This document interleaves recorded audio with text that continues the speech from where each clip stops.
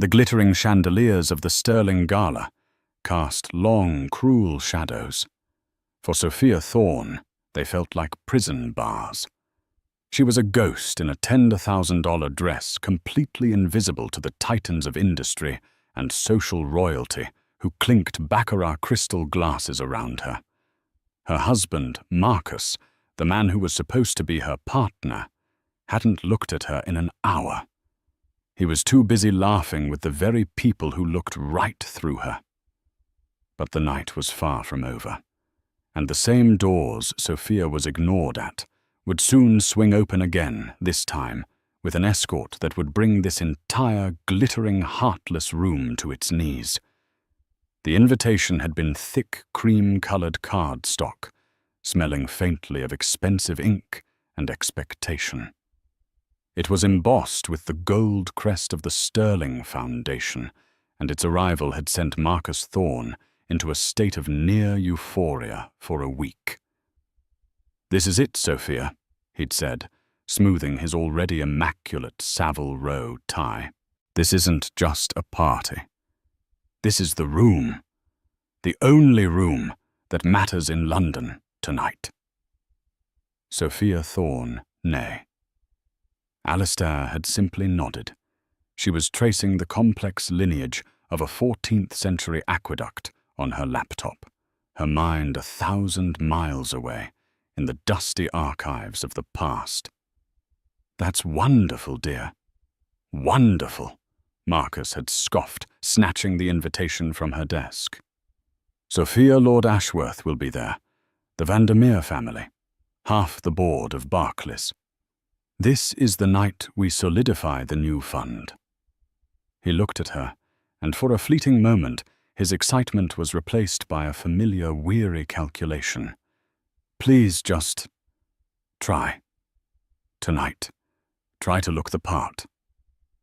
"The part?" Sophia asked, her voice quiet. "You know."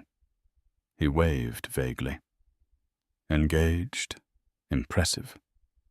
Don't just stand in the corner talking about dusty books.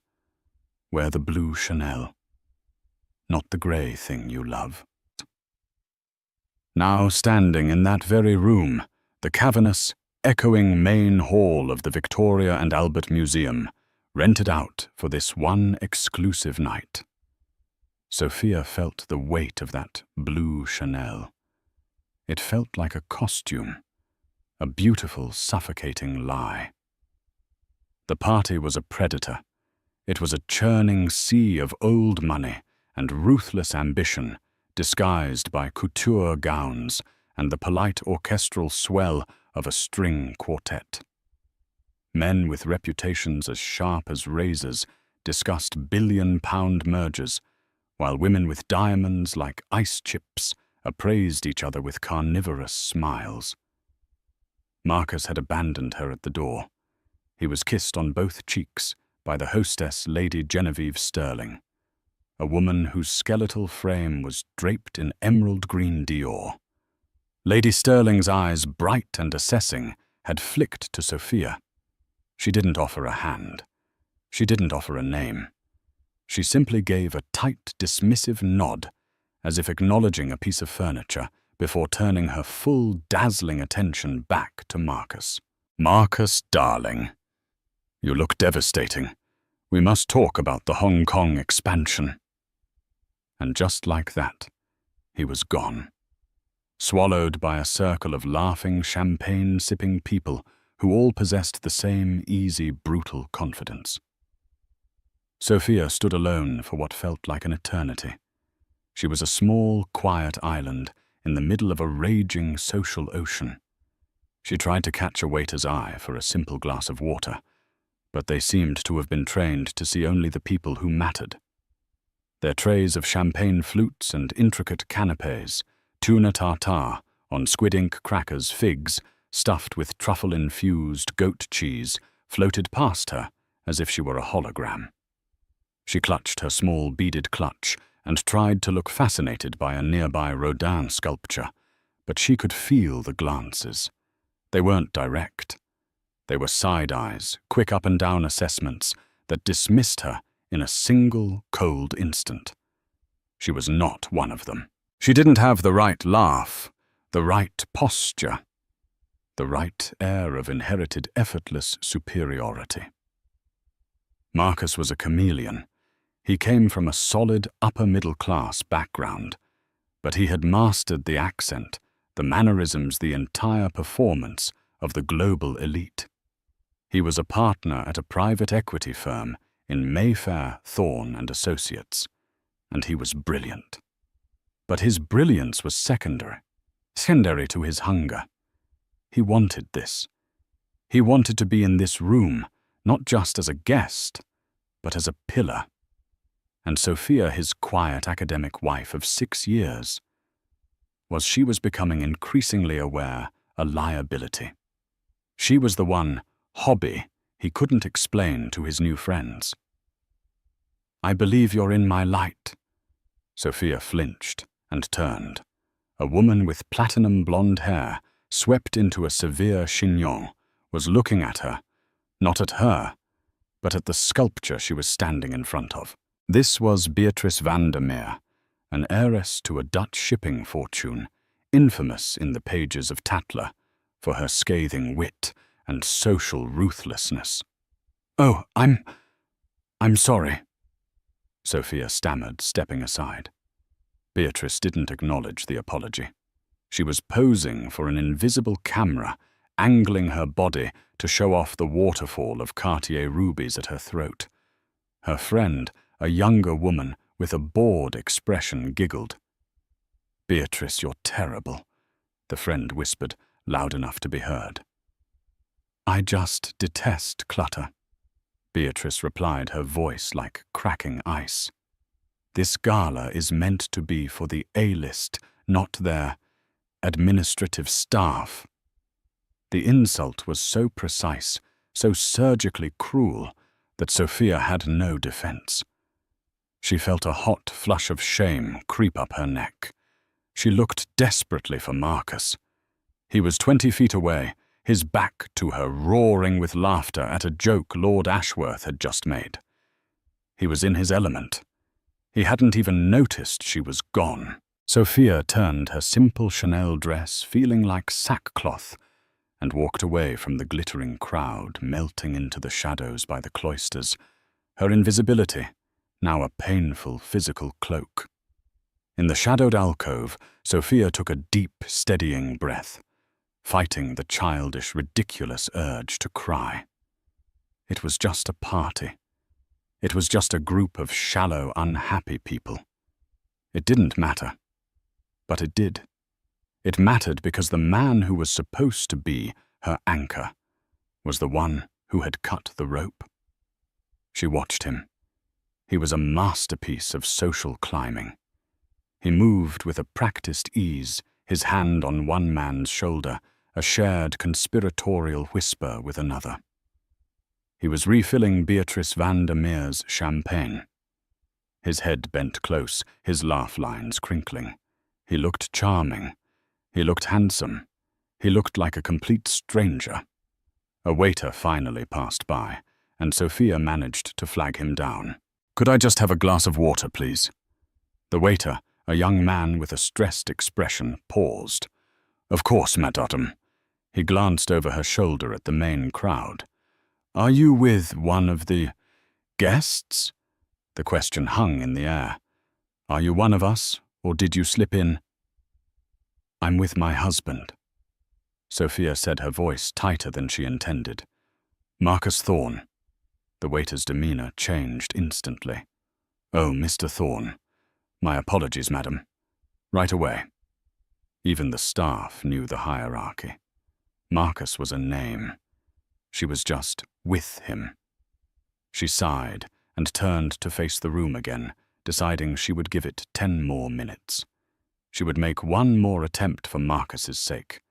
Then she would plead a headache and take an Uber home to her quiet flat in South Kensington, back to her books and her real life. She stepped back into the light, trying to find a friendly face, or at least a neutral one. She saw a small group clustered near the bar, and summoning every ounce of courage, she walked over, intending to simply stand at the edge and listen.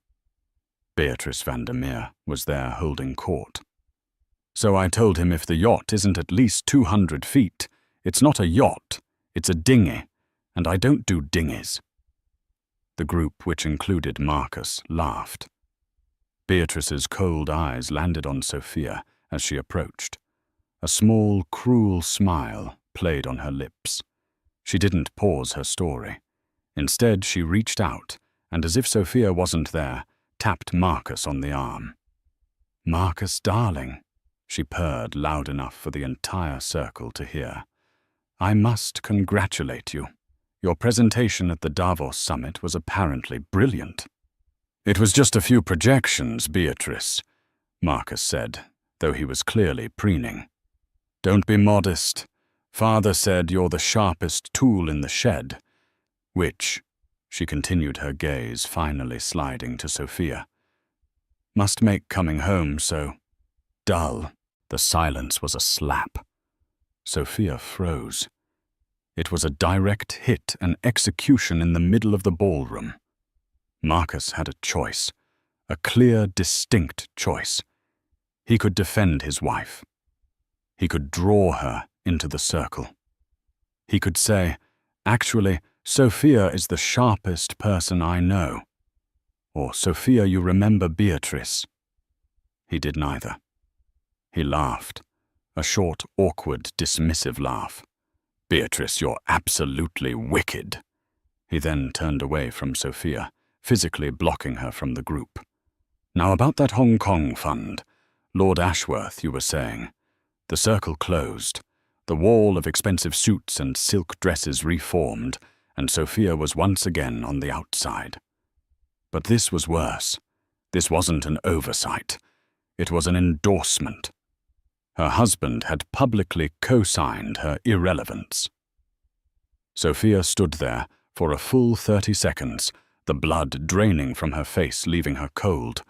The orchestral music seemed to swell, mocking her. She could feel the pitying, contemptuous stares of the few who had witnessed the exchange. That's his wife, poor thing. No wonder he leaves her by the sculptures. She didn't make a sound. She didn't cause a scene. She simply turned around. With a dignity that cost her everything, she walked across the vast marble floor, past the Rodin, past the towering floral arrangements, and straight towards the grand arched exit. She didn't look back. If she had, she would have seen Marcus, mid-sentence, finally notice her departure. He frowned, a flicker of annoyance crossing his face. A social foul. His wife was leaving. It was inconvenient. He excused himself from the group, not with urgency, but with the exasperated sigh of a man whose dog has just slipped its leash. He caught up to her just as she was pushing through the heavy oak doors. "Sophia, what on earth are you doing? You can't just leave." She stopped her back to him. She looked at the uniformed doorman, who was studiously ignoring them. "I'm not feeling well, Marcus." "Not feeling well, Sophia. This is the most important night of my career. Beatrice was just about to introduce me to her father. You are being incredibly selfish." She turned to face him. Her face was pale, but her eyes were not sad. They were clear. They were flames. "She humiliated me, Marcus." "What, Beatrice? That's just how she is. It's a game. You're being too sensitive. You don't understand how these people work." "No," Sophia said, her voice dangerously quiet. "I think I understand perfectly, and I understand you." "What is that supposed to mean?" he hissed, his eyes darting around to see if anyone was watching. "It means you're a coward," she said, not with anger, but with the simple finality of a diagnosis. Marcus's face darkened. "You will not speak to me like that. Not here. Not ever. You are my wife.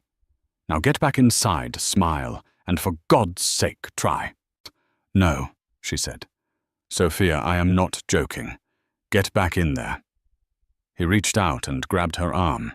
It was the first time he had ever laid a hand on her in anger. The doorman stiffened.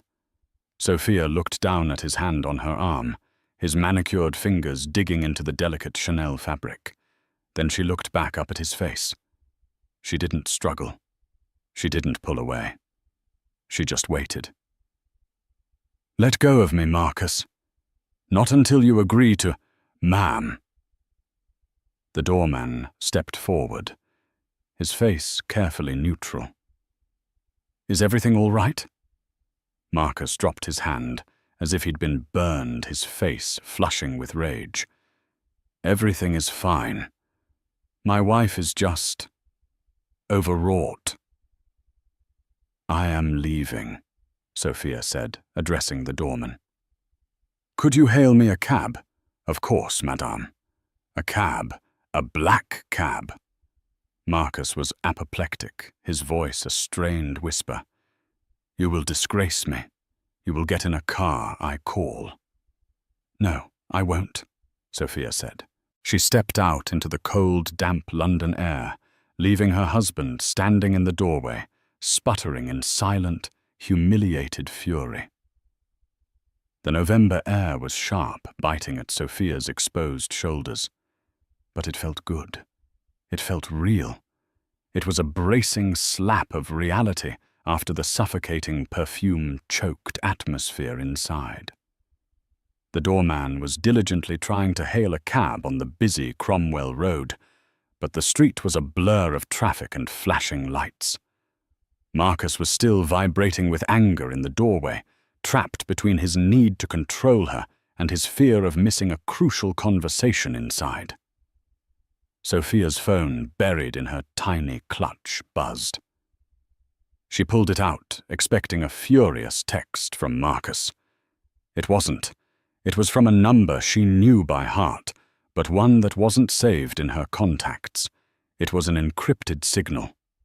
"Sender AP security message car is 5 minutes out. Position compromised. Do you require extraction?" Sophia's thumb hovered over the screen. This was not part of the plan. The plan had been for her to stay in the shadows, just as she had for the last 5 years. "Reply negative. I am leaving the event. Proceed as planned. I will meet them at the rendezvous. Sender AP security, message negative, ma'am. Principal insists. The car is coming to you. ETA, 2 minutes. Sophia's blood ran cold. The principal. Here he never ever broke protocol. "Sophia." Marcus's voice was sharp. He had finally decided to follow her out his face a thundercloud. "Get in the Bentley. I'm having the driver bring it around. We are going home. Now." "I'm not going home with you, Marcus." "What did you say to me?" "I said," she repeated, turning to face him fully. "I'm not going home with you. We are married. You will do as I say. You've embarrassed me. Enough for one night." Sophia looked at him. Really looked at him. The handsome face she had fallen in love with 6 years ago was still there, but it was twisted by a kind of ugly, panicked pride. The man she'd married, the smart, funny, ambitious man, had been hollowed out and replaced by this terrified socialite. "You're embarrassed?" she asked, a genuine, sad curiosity in her voice. "You're embarrassed. Not ashamed, not apologetic, just embarrassed." "Ashamed of what?" "Ashamed that my wife can't handle a simple party. Ashamed that she takes offense to a bit of harmless ribbing. She called me your staff, Marcus, and you laughed. It was a joke, Sophia. God, you're being hysterical." A sleek black Audi A8, not a Bentley, pulled up to the curb, its tinted windows impossibly dark. It had no private hire license. It just appeared. A tall man in an immaculately tailored black suit with a small, clear earpiece stepped out of the passenger side. He didn't look at Marcus. His eyes, trained and assessing, found Sophia instantly. "Dr. Thorne," he said, his voice quiet, respectful. "We're running a bit behind schedule. My apologies for the delay." He opened the rear door.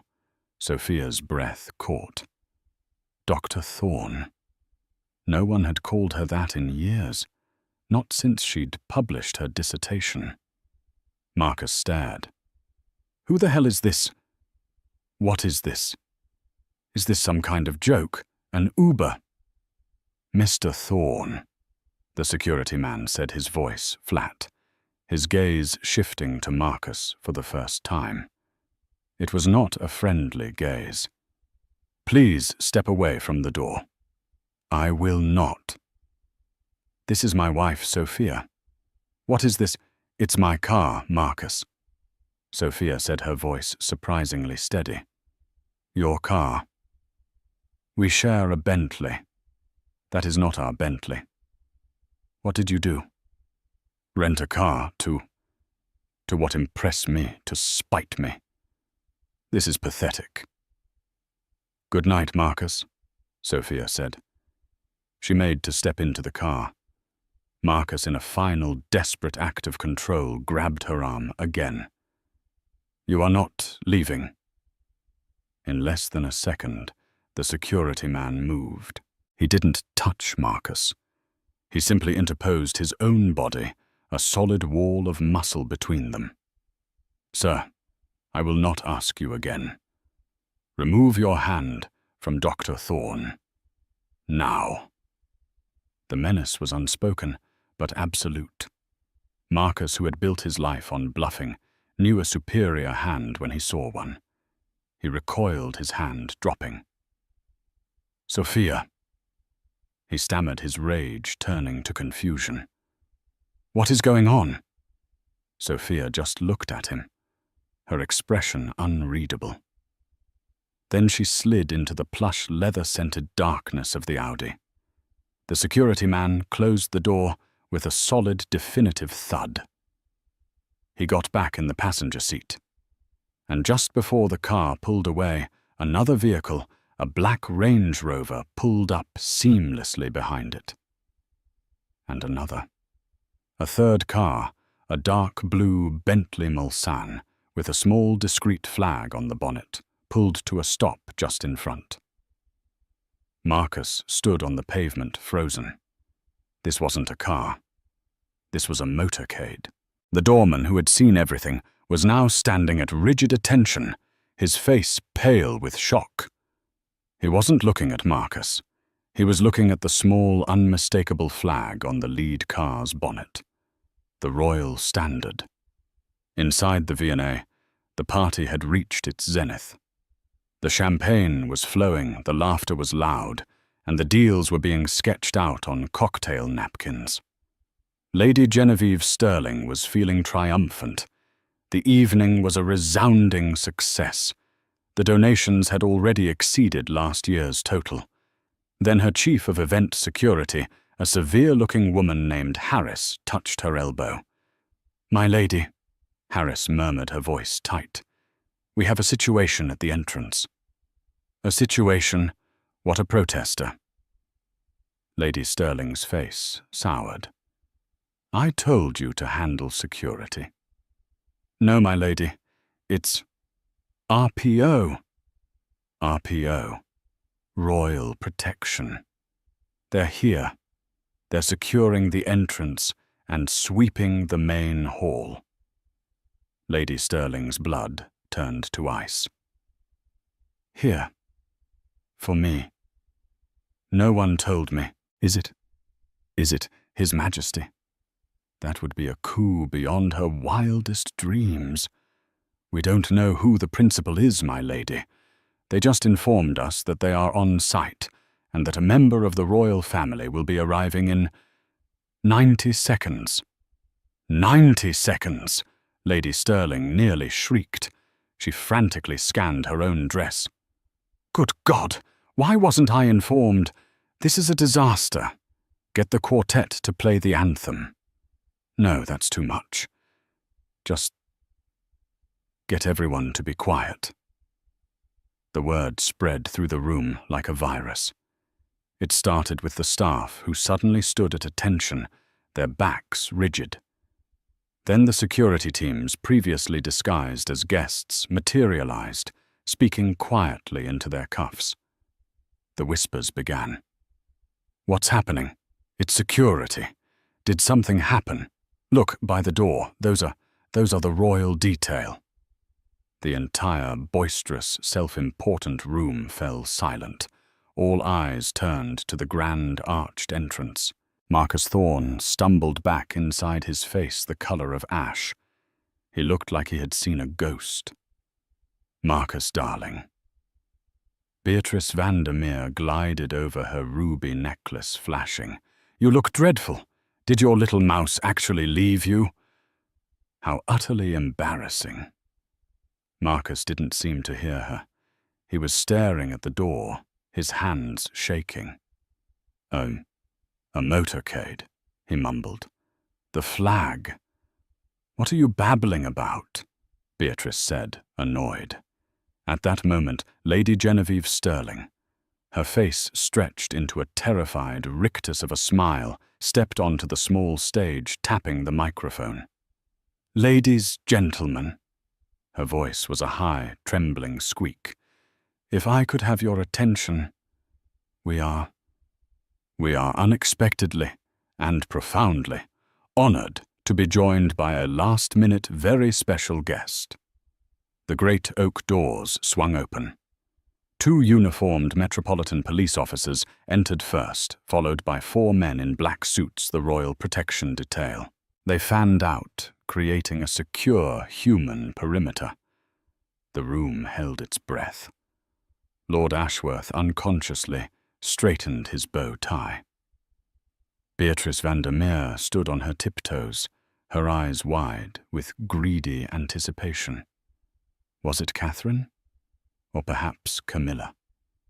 And then he walked in. It was the Prince of Wales. A collective gasp sucked the air from the room. Prince William, heir to the throne, was here. In their room.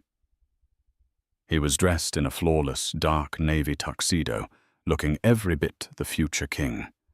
The guests were paralyzed, a mixture of awe and panic.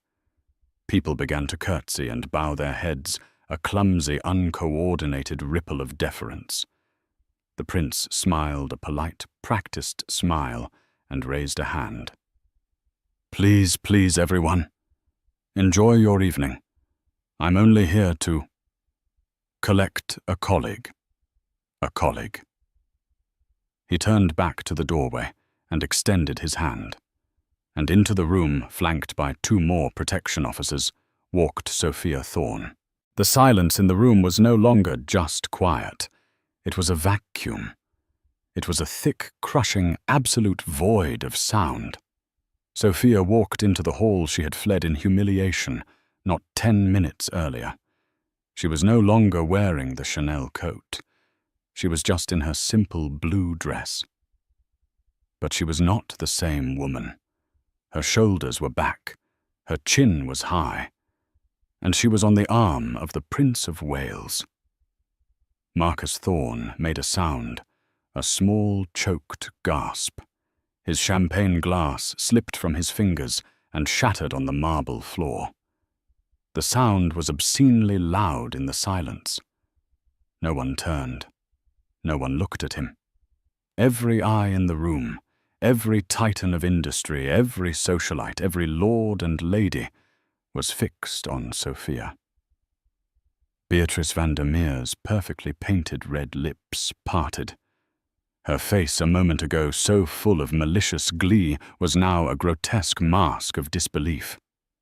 What? No, it's not possible."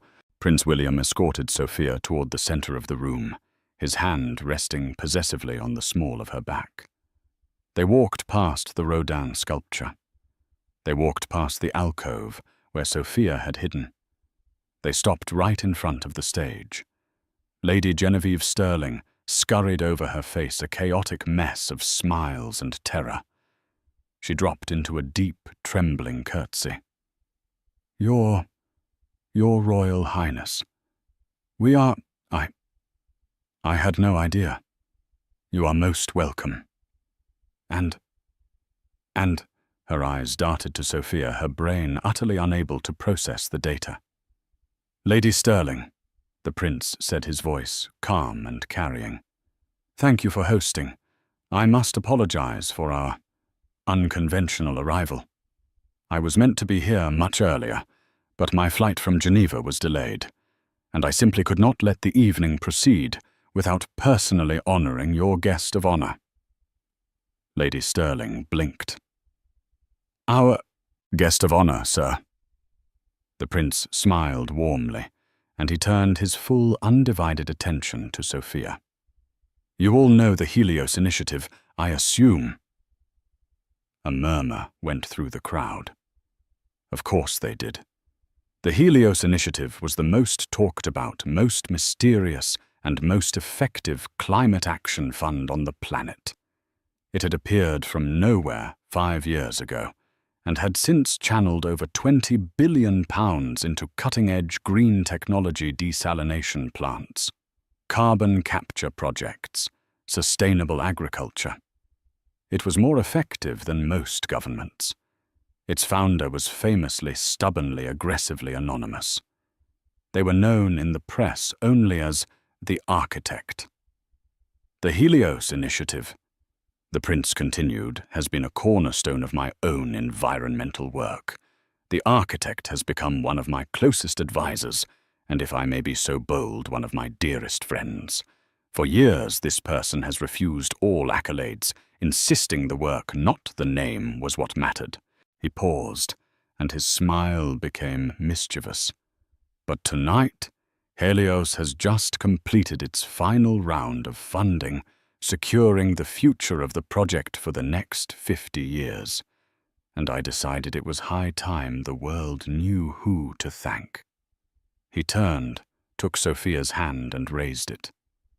Lady Sterling, ladies and gentlemen, it is my profound honor and my personal joy to finally introduce you to the founder, the chief architect, and the brilliant mind behind the Helios Initiative, Dr. Sophia Alastair Thorne.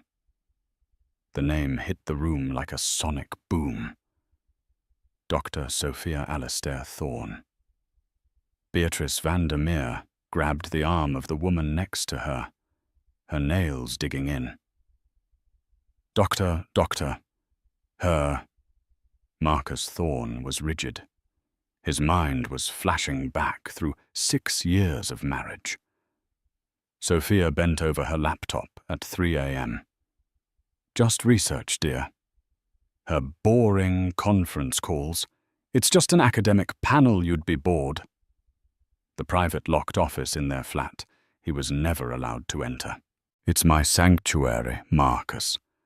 Please. The trips to Zurich, Nairobi, and Singapore she took alone. Just archival work. It wasn't a hobby. It wasn't dusty books.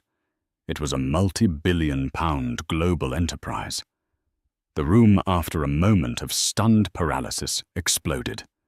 The applause was deafening, thunderous, not polite, but desperate. People were clapping not just for her, but to cover their own shock, their own miscalculation.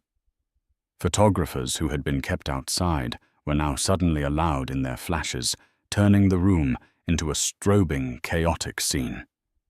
Sophia the ghost. Sophia the invisible wife. Sophia the staff. She was the most important person in the room. She had been all along. While the room swarmed, Marcus remained a statue in a puddle of spilled champagne. The world had just tilted on its axis. The woman he had dismissed as a social liability, the woman he had just grabbed and insulted, was this. Dr. Sophia Thorne. He watched numb as Lord Ashworth, the man Marcus had been grovelling to all night, pushed his way to the front.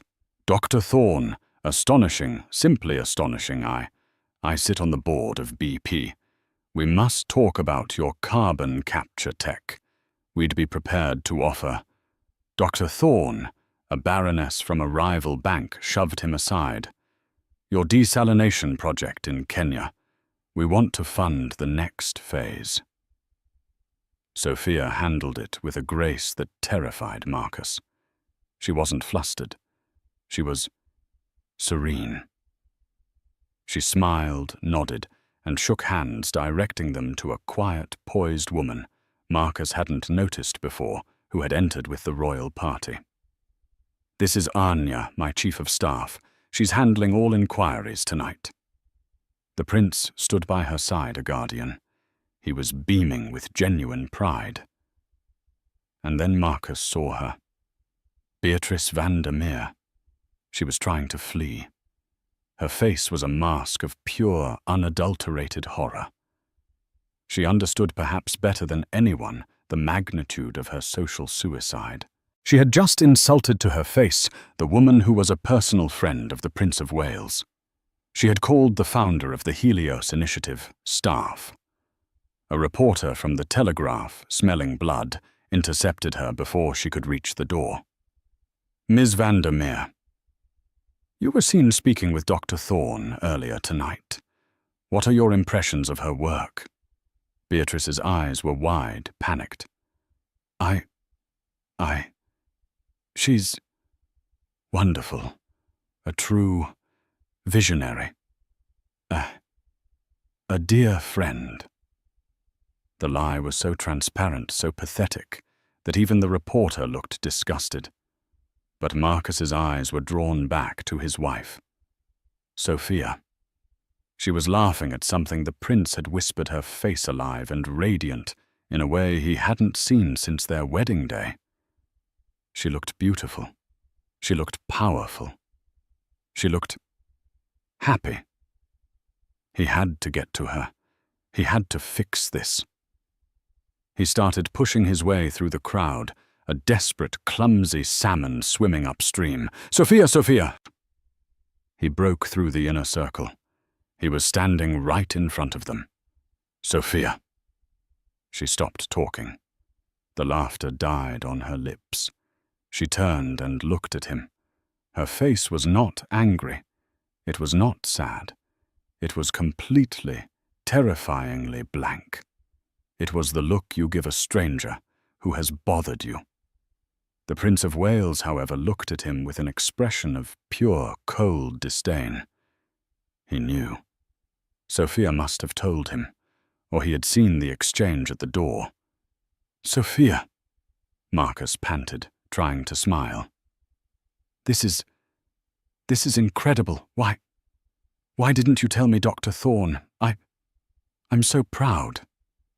Sophia just looked at him. We should celebrate. He tried, his voice cracking. I'll have the Bentley. Mr. Thorne, the prince interrupted, his voice, quiet, but as sharp as a blade. I believe your wife is rather busy. Sir, your highness, you don't understand. She's my wife. I'm her husband. Are you? The prince asked a simple, devastating question. He then turned his back on Marcus, a social execution of breathtaking finality. Sophia, I believe the delegation from the Norwegian Sovereign Fund is waiting for us in the private salon. Shall we? Of course, your highness, Sophia said. She turned and walked away with the prince, her chief of staff, and her security detail. She didn't look back. She didn't say his name. Marcus was left alone. Again. But this time, he wasn't invisible. He was the center of attention. Every eye in the room was on him. They were not looking at him with awe or even pity. They were looking at him with utter, undisguised contempt. He was the man who had the sun in his hands and had complained that it wasn't shiny enough. He was the fool who had ignored the most important person in the world, for them. And in doing so, he had shown them all exactly what he was, a hollow, grasping, second-rate man who wouldn't recognize true power if he was married to it. Lady Genevieve Sterling, her face now a mask of cold fury at having been so badly misinformed, glided past him. "Mr. Thorne," she hissed, "I think you've overstayed your welcome."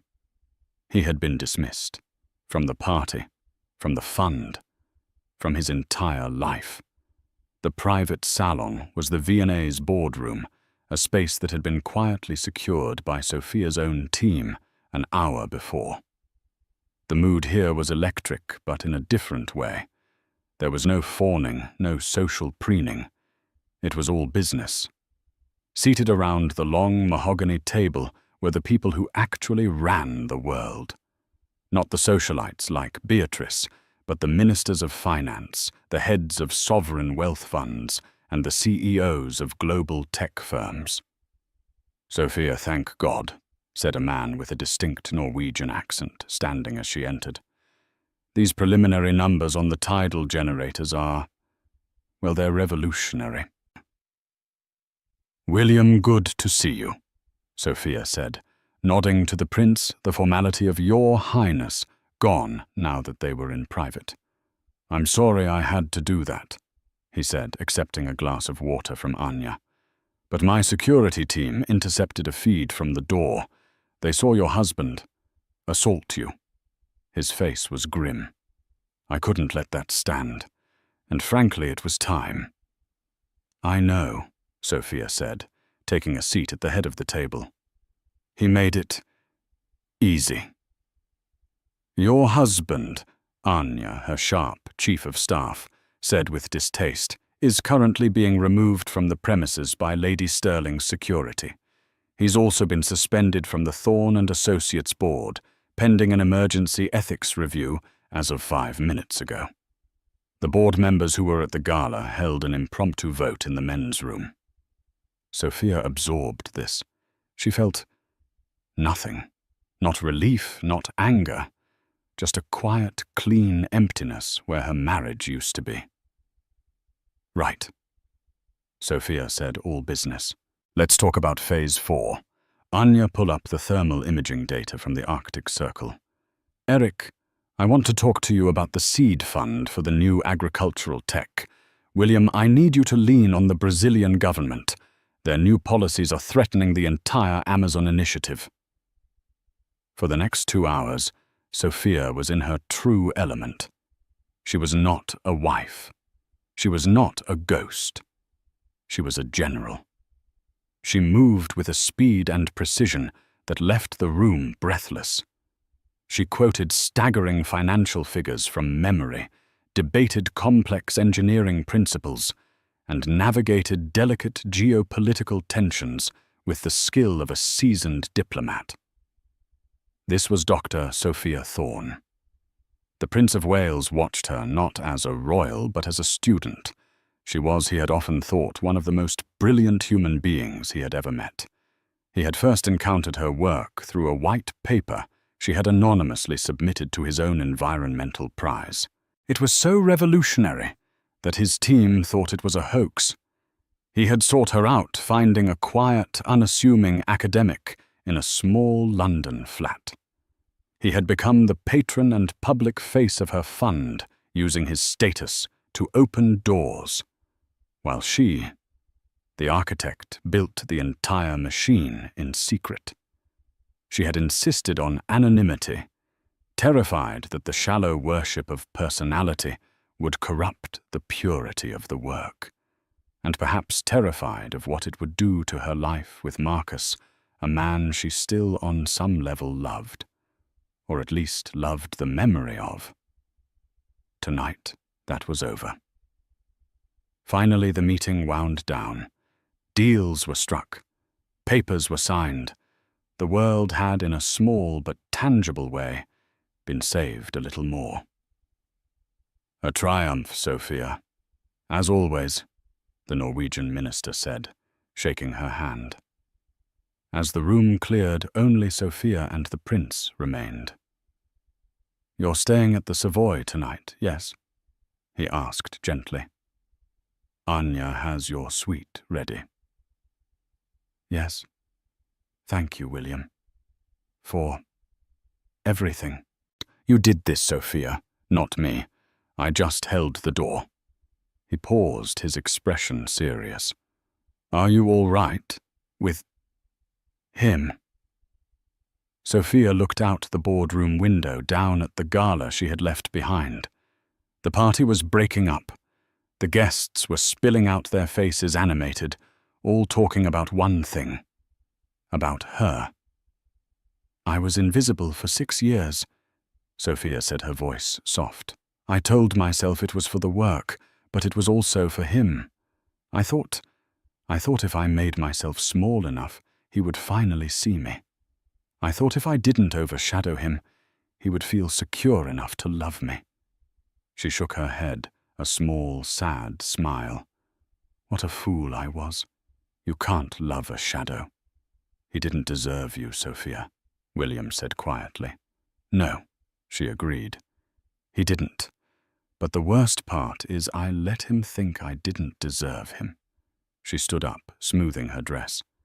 That ends tonight. Her security detail stepped forward. Dr. Thorne, the car is ready. She walked out of the V&A, not through the main entrance, but through a private exit, her team surrounding her. She stepped into the Royal Bentley, and as it pulled away, she didn't even glance at the curb where a lone, pathetic figure stood in the rain, trying to hail a cab. Sophia awoke in a bed that felt like a cloud. The sheets of thread count so high they felt like water. Sun was streaming through the vast windows of the royal suite at the Savoy, illuminating the Thames below. Her phone, a new secure one Anya had provided, was on the nightstand. The old one, the one with Marcus's texts, was probably at the bottom of a river by now. She sat up, and Anya entered with a pot of coffee. Good morning, Doctor. Anya, you can call me Sophia when we're not in meetings. Respectfully, Doctor, I don't think that's possible anymore, Anya said, a rare, wide smile on her face. You should see this.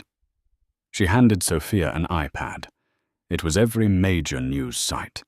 The Times, The Telegraph, Forbes, The Wall Street Journal, The New York Times. She was the lead story. Forbes, The Ghost of Helios. How Dr. Sophia Thorne anonymously built a $20 billion green empire. The Times, the architect unmasked Prince William, reveals quiet academic as global climate savior. The stories featured pictures from last night. Sophia poised and radiant next to the prince. Sophia commanding the room. And then the other pictures. A grainy, long-lens shot of Marcus grabbing her arm at the door. A photo of Marcus, his face a mask of slack-jawed shock. A final devastating picture of Marcus alone on the curb, his suit soaked, looking utterly defeated. The narrative was brutal and clear. The social media world had already convicted him. He was the man who ignored the sun. What about Beatrice? Sophia asked, her voice small. Anya's smile became a grin. Oh, that's the best part. The Daily Mail has a 5-page spread. The socialite's suicide.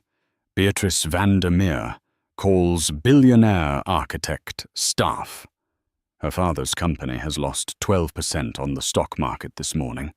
He's released a statement publicly disavowing her, and she's apparently on a plane to a wellness retreat in Switzerland with no return date. Sophia read the articles, a strange, cold vindication washing over her. It wasn't triumph, it was justice. And Marcus, his firm Thorne and Associates, officially terminated his contract an hour ago. Gross ethical misconduct, and bringing the firm into disrepute. It seems his entire stable of clients was built on the idea of his connections. The moment the truly connected people, namely the Prince of Wales, publicly cut him, his value evaporated. The other partners are buying him out for pennies on the pound. He was ruined. He had chased the glittering, shallow world of the elite, and that same world had turned and devoured him the second he became inconvenient. Sophia sipped her coffee. It was the best coffee she had ever tasted. The hotel phone rang. Anya answered it, listened, and then covered the receiver. "It's a Mr. Marcus Thorne. He's in the lobby. He's begging to see you." Sophia looked out the window at the river. She watched a small boat cut through the water, leaving a clean white wake. "No," she said. Tell him Dr. Thorne is unavailable. She's in a meeting, and she will be for the rest of her life." Anya relayed the message and hung up. Sophia stood, walked to the mirror, and looked at herself. She saw the academic, the wife, the ghost, and then they all faded, leaving just her. Sophia. The architect. She was finally visible. 6 months had passed since the night of the Sterling Gala. The name Sophia Thorne was now uttered in the same hallowed, hushed tones as Musk or Gates, but with a different, more profound reverence. She wasn't just seen as a disruptor, she was seen as a restorer. The cover of Time magazine hadn't just featured her face. It had been a striking minimalist portrait titled simply The Architect. The Helios Foundation had moved from the collection of scattered secret offices Sophia had run from her flat and a dozen anonymous server rooms. Its new headquarters was a marvel of sustainable architecture, a living building on the bank of the Thames that seemed to have grown organically from the earth. It was constructed of reclaimed timber, self-healing concrete, and glass that micro-adjusted to the sun's angle. It was powered entirely by its own tidal generators, and the central atrium where today's event was being held felt less like a corporate lobby and more like a Californian redwood forest. This was Sophia's room, not a borrowed glittering cage like the V&A, but a space she had designed and built from the ground up. Here the air smelled of damp earth, new ideas, and fresh coffee. The only currency was intellect, and the only social hierarchy was based on the boldness of one's solutions. The divorce had been finalized in record time. Marcus, stripped of his partnership, and his reputation, had hired a famously aggressive legal team to try and claim half of the Helios Initiative's assets. The judge, a stern, no-nonsense woman named Justice Alistair. No relation, a fact that had caused Marcus to pale, had reviewed the case for less than an hour. She had ruled that the initiative, a charitable trust established long before the marriage had irretrievably broken down, was not a marital asset. She had almost laughed him out of court. Marcus was left with half the proceeds from the South Kensington flat, and a name so toxic he couldn't get a lunch meeting at a pret-a-manger. Anya, now the official COO of Helios, and Sophia's ever-present right hand, had given her the final update that morning. "Mr. Thorne," Anya had said, reading from her tablet with a clinical lack of emotion, "is now a junior associate at his father's small accounting firm in Sussex. He's renting a room above the Gilded Lion pub. His 47 emails from last night have been filtered per protocol." "And Beatrice Vandermeer?" Sophia had asked, not out of malice, but for a sense of complete closure. "Ah," Anya said, a rare, cold smile touching her lips. "Still on her indefinite wellness retreat in Gstaad. Her father, furious at the hit his stock took, has publicly cut her off until she learns some humility. We've received reports she's been quietly selling her jewelry, including that Cartier ruby necklace to pay her hotel bills." The predators of the social jungle had turned on their own. But Sophia's mind was not on the past. It was on the present. Today the vast, sun-drenched atrium was filled not with cynical billionaires and preening socialites, but with over 200 of the brightest young minds in Europe. They were engineers, biologists, physicists, and computer scientists. Today was the inauguration of the Alistair Grant for Women in Science, a £10 million annual fund Sophia had established in honor of her mother. Sophia stood on the simple, reclaimed wood podium. She wasn't in Chanel. She wore a sharp, dark green suit, her hair pulled back in a practical, elegant knot. She was not nervous. She was home.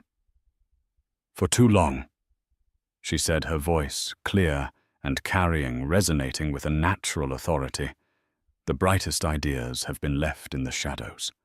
For too long, the people with the real solutions, the real power, have been told to be quiet, to wait their turn to stand in the corner.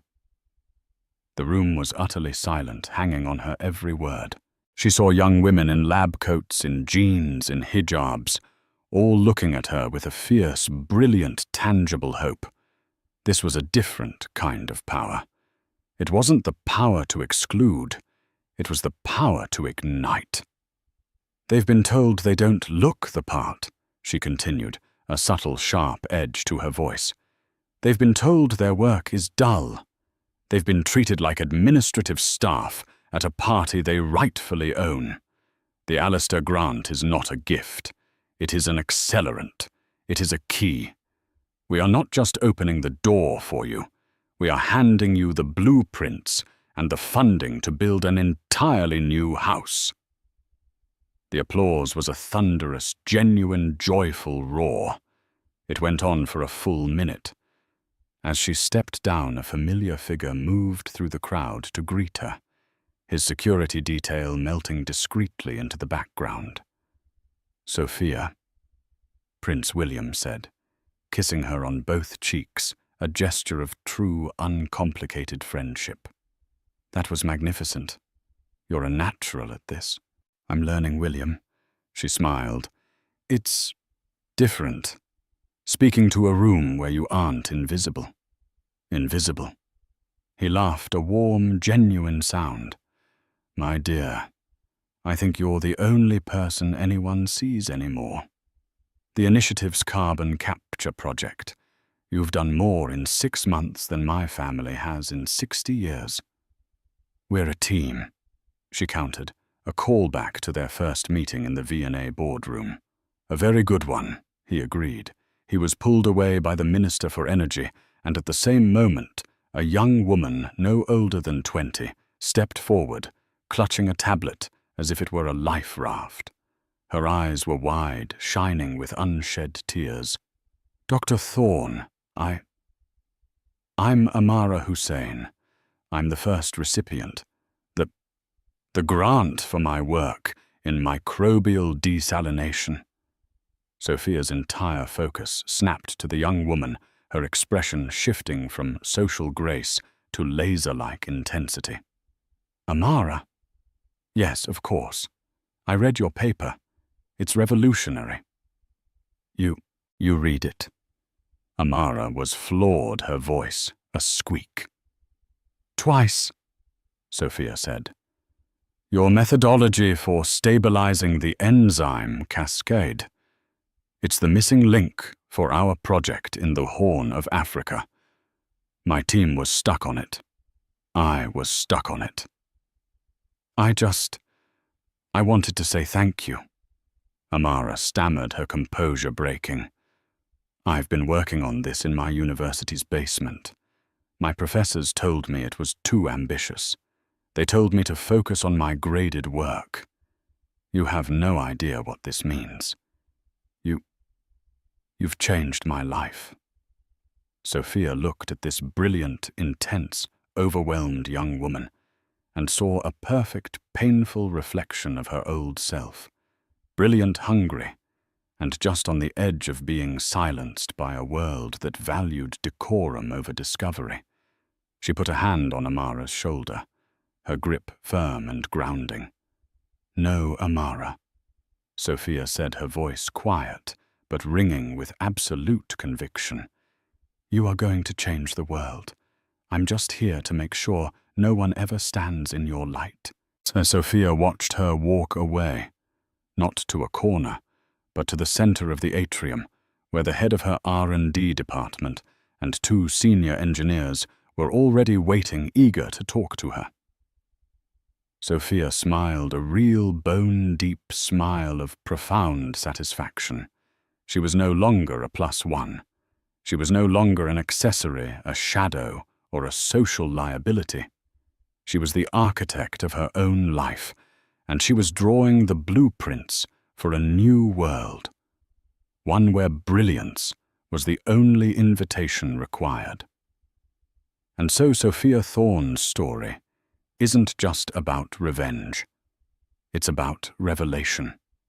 It shows us that true worth isn't in the recognition we get from others, but in the work we do in silence. It's a reminder that the people who ignore you, the ones who try to make you feel small, are often the ones who are terrified of your light. Sophia's husband and the party guests thought she was a ghost, but she was the one with all the power. They were the ones who were truly invisible. What did you think of Sophia's incredible transformation? Have you ever been in a situation where you were completely underestimated, only to prove everyone wrong? Share your own stories in the comments below. And if you loved this story of justice and vindication, please hit that like button. Share it with someone who needs to hear it, and be sure to subscribe for more real-life drama every week. Every